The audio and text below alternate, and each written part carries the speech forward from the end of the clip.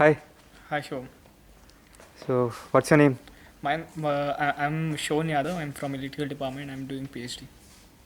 So, Santulan Club had organized a documentary screening titled Nature's IQ, which majorly talked about animal instincts and how they can't be 100% reconciled with the existing Darwinian theory of evolution, and some alternative theories were proposed, some of religious nature and some of purely materialistic nature like intelligent design. So, what is your opinion about today's screening? First of all, the documentary was very good. The thing is, most of the things which I saw today in the documentary, not most, many of the things which I saw in the documentary today were seen already. Means I had seen already in some other documentaries. Great. One of the documentary I had watched before, which actually of the same nature, where they talk about a lot of complicated things which really cannot be explained by the Darwinian theory, and they go into the microorganisms and so many the things which are very complicated. Even itself, human body itself, you take the things like from the DNA till your whole as a whole behavior. Many things you cannot really explain by the Darwinian theory. So though that documentary I had watched already. On the other hand, this is like this is kind of macro theory you can call, where the lot of animals, lot of creation as a whole, they talk about, and it was as a whole the documentary was really good. Yeah.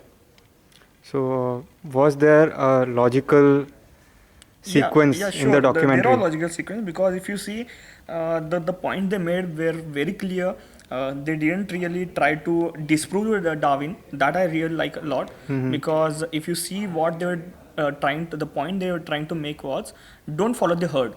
The thing is, when you call yourself scientist, when you call yourself you're following the scientific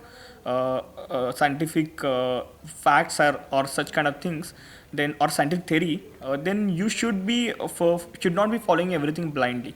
Just because Darwin has said something, and just because it has proved some 10% of the things, doesn't mean that it applies to the 100% of the things. So in a way, they have said the same thing, that Darwin's theory in the particular in the particular animal, or in the particular Context. not context, as in I don't recollect the name for the word for that. If for a particular animal, the evolution or the changes happening in that, adaptation you can really explain by the Darwin. Microevolution. Microevolution, yeah. But as a evolution as a whole is really too big thing for the Darwinian theory to explain. Microevolution involving origins of new species or transition of one species to another species. Yeah, that is the main point. Like you cannot really get the example that was very vivid. The examples they gave was really very clear when you really look at them, and you understand that this cannot happen from the form of evolution. You cannot really evolve from one particular kind of animal to the other kind of animal, and logically it was really fulfilling, and that was correct also. So as a whole, that documentary was very good. It was logical also, and the message that they gave was very clear and very good, that you do not follow the herd. You try to understand why the particular things are happening, and just not because the Darwin has explained that you should not follow a particular thing. Thank you, Shon. Yeah. Thanks a lot.